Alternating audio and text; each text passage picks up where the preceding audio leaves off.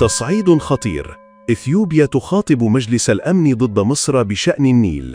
خارجية أثيوبيا في رسالة لمجلس الأمن: مصر عرقلت المفاوضات ورفضت مقترحات التسوية منذ توقيع إعلان المبادئ عام 2015. خارجية أثيوبيا: محاولات مصر العلنية والسرية لزعزعة استقرار بلدنا معروفة، وهي سياسة قديمة. خارجية أثيوبيا: تمسك مصر بما تسميه الحقوق التاريخية في مياه النيل عقلية استعمارية تتجاهل حقوق بقية دول الحوض. خارجية أثيوبيا: نجدد تمسكنا بحقنا المشروع في الاستخدام العادل والمنصف لمياه النيل. خارجية أثيوبيا: لجوء مصر لرأي استشاري من محكمة العدل الدولية سيحملها مسؤولية ضرر دول الحوض باستغلالها الوحادي للنيل.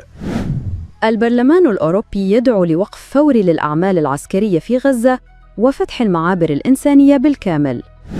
البرلمان الأوروبي يطالب بالإفراج الفوري عن جميع المحتجزين في غزة. البرلمان الأوروبي: ندعم حل الدولتين ونحث الدول الأعضاء على النظر في الاعتراف بالدولة الفلسطينية. البرلمان الأوروبي: ندعو لتحقيق شامل لجرائم الحرب والانتهاكات بغزة ومحاسبة المسؤولين عنها. حماس: الهجوم الإسرائيلي على مكتبنا في الدوحة جريمة مكتملة الأركان. حماس: التهديدات باغتيال قادة الحركة لن تغير مطالبنا لإنهاء الحرب. حماس: ندعو لصفقة تبادل أسرى حقيقية وإغاثة الشعب الفلسطيني في غزة. حماس: إسرائيل تسعى لإفشال كل مساعي إنهاء الحرب في غزة.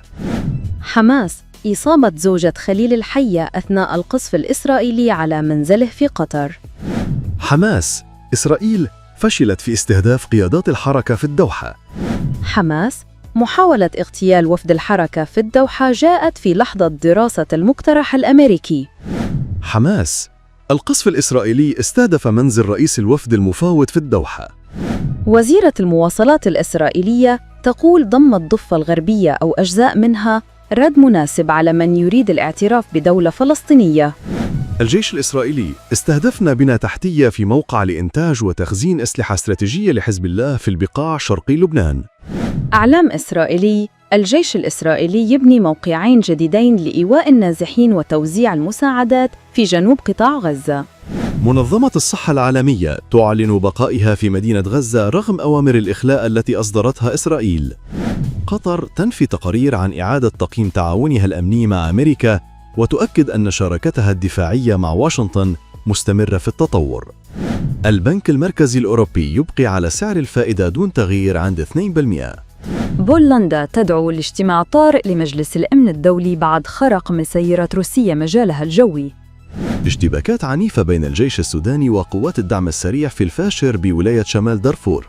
الجيش السوداني يستعيد مدينة بارا شمال كردفان من قوات الدعم السريع. اشترك في قناتنا ليصلك كل جديد.